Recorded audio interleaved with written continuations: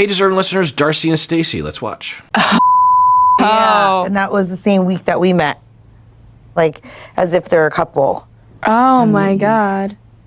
I saw this picture of Cicero on a social media with another woman. It was posted around the same time we met.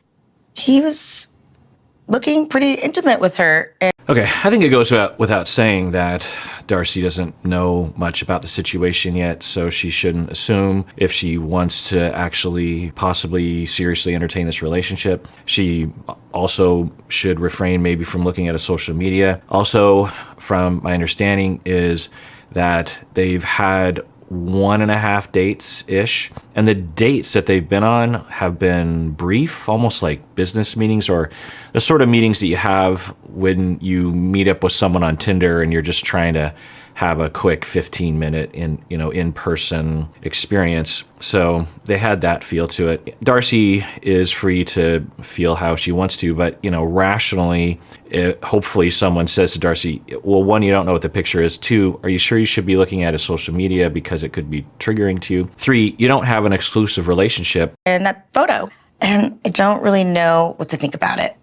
I know that Cicero and I are not exclusive, but at the same time, Michelle has a policy. And this picture does not look good.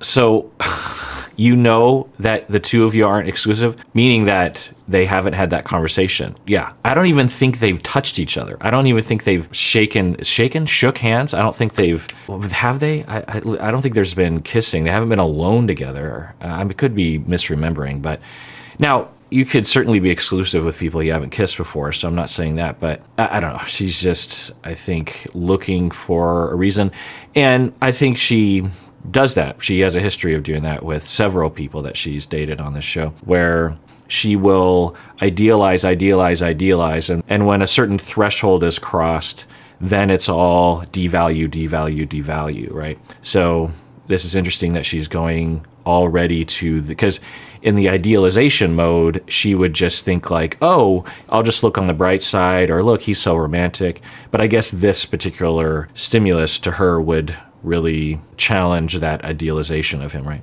Now, of course, the healthiest thing to do is if she just texted him or called him, or next time she talks to him, just be like, hey, I just saw this picture on your Instagram.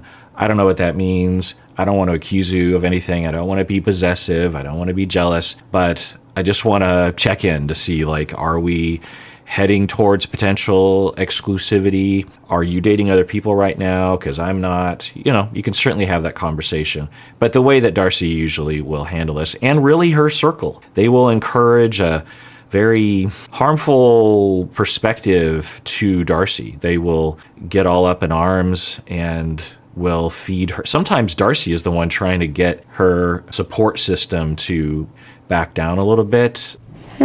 Interesting. Right? Yeah. Yeah, I say you should definitely talk to him about that and see. Yeah. You don't want Yeah, and I was going to say, I don't want to throw these two into that group of unhelpful support system. They usually are much more rational. And I don't know.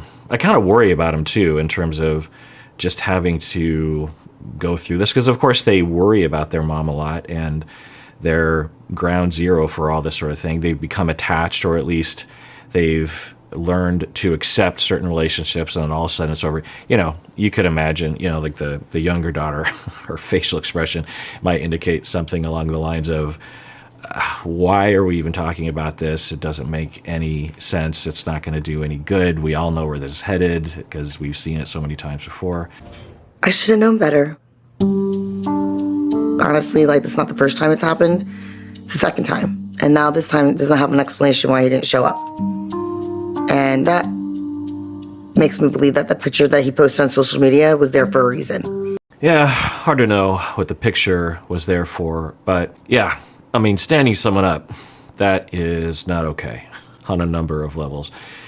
It's not the worst thing we've seen on these shows, but why not call? Now, maybe something serious happened. Maybe he had an accident. Who knows? But the way that they're editing this, because, Darcey in this shot right here, she's interviewed, I think, after they shoot the season. So I suspect that it truly is her being stood up. And if that's true, yikes. And two, yeah, there were some indications that he wasn't enthusiastic about the relationship. And who knows what happened? Maybe he just wasn't into her. Maybe he met someone else. I don't know. Maybe he just decided he didn't want to date. Who knows? But yeah, you shouldn't stand people up. You shouldn't ghost people. I talk about this. People ask me. There's been a normalization of ghosting, and it's not okay.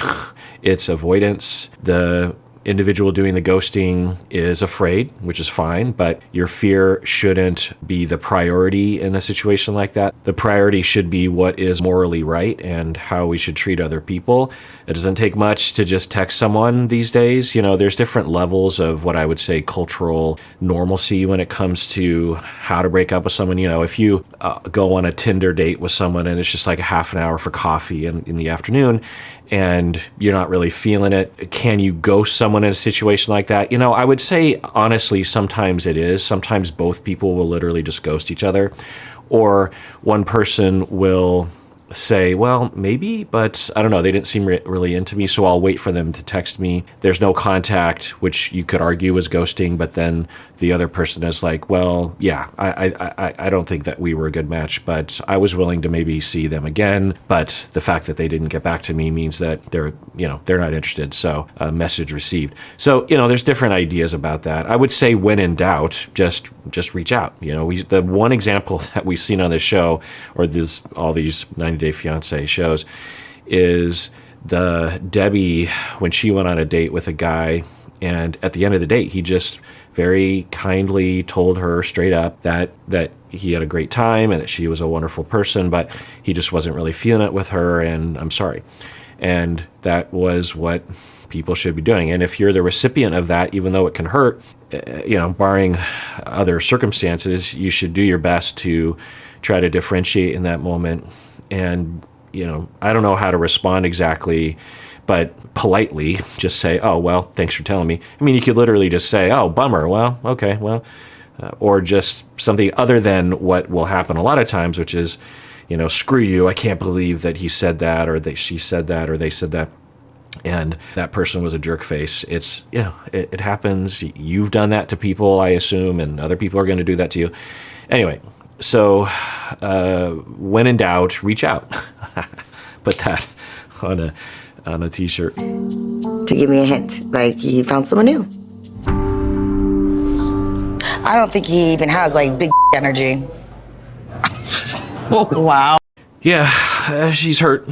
And I think her hurt goes even deeper because of her traumas, and even deeper because she's on television, and this is potentially humiliating.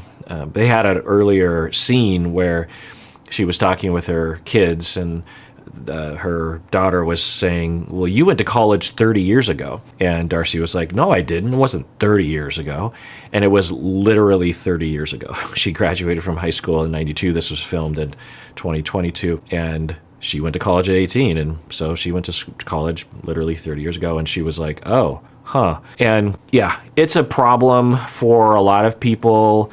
But I think given the pressures that are put on women and aging and the way they look, there's a lot of anxiety and loss in the way that you will lose your best friend, or you will lose a relationship, or someone dies.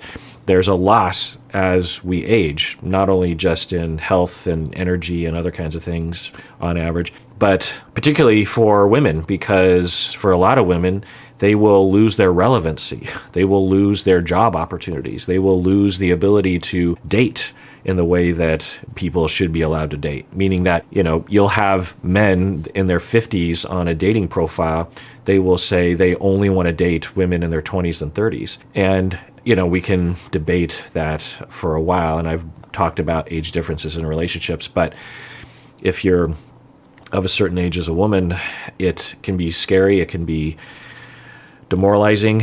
And of course, for the two of them, Darcey and Stacey, we see a lot of efforts to retain. I don't know what exactly they're trying to achieve in their various different procedures and different things that they do to themselves and their bodies, but I assume that at least a part of that is they're trying to retain youth.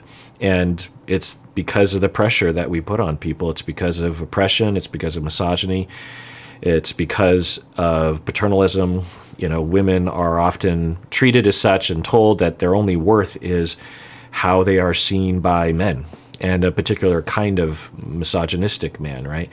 Their only worth is, are they considered attractive or hot or doable, this kind of thing. And if they're not, then they're just basically a non-entity. And this extends into ageism, too, of course, is that people in general in the United States, as opposed to other cultures around the world, as we age, we're considered to be irrelevant. In fact, the daughters were even kind of, and it's normal, they're kids, but they were even kind of going in that direction because Anako's going to college in Arizona, and she was trying to push back on Darcey's advice, or trying to help her, and Anako was just like, you went to college 30 years ago, so it's completely different now. I think you were on a typewriter or something instead of a computer. And sure, there are differences, particularly around technology and that sort of thing, but there's a lot of similarities. Colleges haven't changed really. I'm a professor, so I'm around universities and schools and colleges.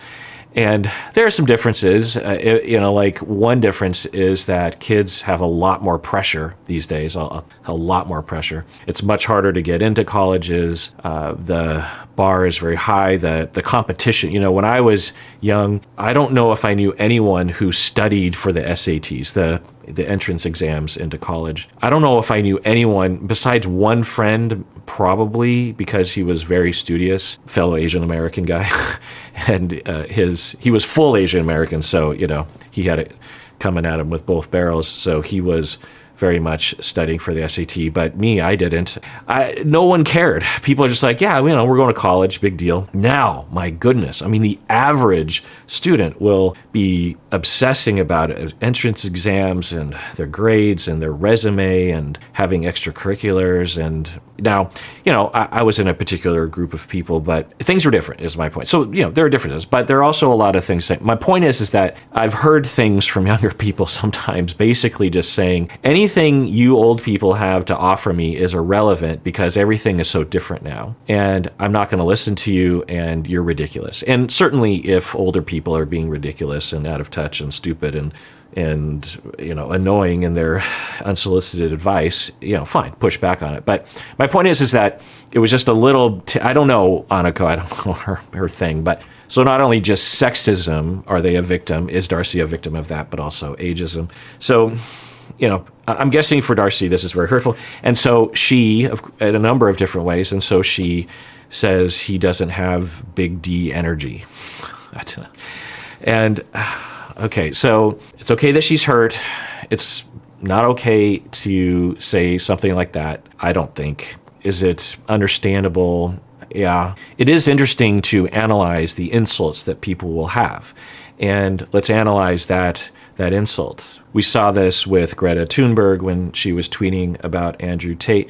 And of course, I adamantly support Greta Thunberg in a lot of ways, of course, but when I saw that tweet, I was like, I don't know, maybe she was doing it tongue in cheek and she was just using his language against him. I don't know. I don't know the landscape. But the insult, if we think about it, what are we exactly saying? Well, we're saying that that man has a small organ. I don't know what'll get me sort of flagged on YouTube. And so what? Like, what is the problem with that? And of course, men are the main propagators, anecdotally anyway, of that notion of penis size. And so it's utilizing that language against men, I suppose. But it's not okay. It's body shaming, plain and simple. So, you can certainly insult him. You could say something like, I feel like I don't know. I just would hope that Darcey would say, maybe he wasn't really feeling it. And frankly, I was kind of feeling it. I was hopeful, but I really didn't know him. So, there's really no loss there because I barely had any contact with him. So I guess when I think about it, all the hopes and dreams I had in my mind was based on a fantasy, based on hopes. And I had those, and that's okay. But I am not losing something because what if I did date him longer? I could have found that I didn't like him myself. So I just hope that she would say something like that. But if she wanted to insult him, I don't know, I just feel like he is the sort of person that doesn't regard other people's feelings or he's too chaotic or flaky. I don't know. You know, those would be legitimate insults or concerns. But to say he doesn't have big D energy, like, what? Now, of course, people will say that's a stand-in for him being assertive or being a man's man or being maybe neutral or positive masculine traits or something like that. Okay, fine. How about we just use a different phrase? Give me a hint, like he found someone new. I don't think he even has like big energy. Wow. Actually, his breath smelled like toe jam. You know what? You deserve more. I mean, if that's true. Now, you know, some people have medical conditions that they can't do anything about. So what are you going to do? When we go back to the very beginning of me watching 90 Day Fiancé season, well, I don't know, it was before the 90 days with Ed, that first season, Rose, remember? And the toothbrush situation. So I don't know. That insult doesn't irk me. What do you think? What do you think about everything I'm saying? I'm curious. You're worthy, you're beautiful. This guy is not worth your time or energy. Yeah. Yeah, and then they get into this kind of language of devaluation. Like I said, I just wish that they were differentiated and mature and said, well, he's either flaky or he's been in an accident, we don't know, or he's just not that into me. And he is too afraid to actually just come out and tell me that, so he's avoiding the situation. So, I don't know, but I guess that relationship is over. Big deal, because what's the possibility that this random person that a matchmaker matched me up with would work out? I mean, it just doesn't seem likely. So, back to the drawing board. I mean, you know, that's what you do, but instead it's, he's below me. He's below us. He's not worth it. Like, I don't understand that, but they do that all the time. It's some sort of dichotomy. You're either like this god that's on this pedestal, or you're a disgusting below person. It's an interesting black and white way of thinking. Worthy, you're beautiful. This guy is not worth your time or energy. Yeah. The other thing is, yeah, you can absolutely tell her as your sister that you're worthy and you're beautiful and try to pump her up for sure. And at the same time, it's possible that regardless of being worthy and beautiful, someone just doesn't like you. They're just not that into you. That's also okay and expected. It would be irrational to think that every single person you go on a first date with will just 100 billion% want to marry you. And any other answer other than that means that they're worthless people and that you're not being, because there's that language of, you're not being treated like a goddess. You're not being treated like the sort of person that you deserve. I mean, yes, because he should have not stood her up. He should have called or something. But it's just slotted into that rhetoric and that narrative that they have so often, which I think is part of the problem. All right, well, that does it for that episode. Everyone, please take care of yourself because you deserve it. You really, really do.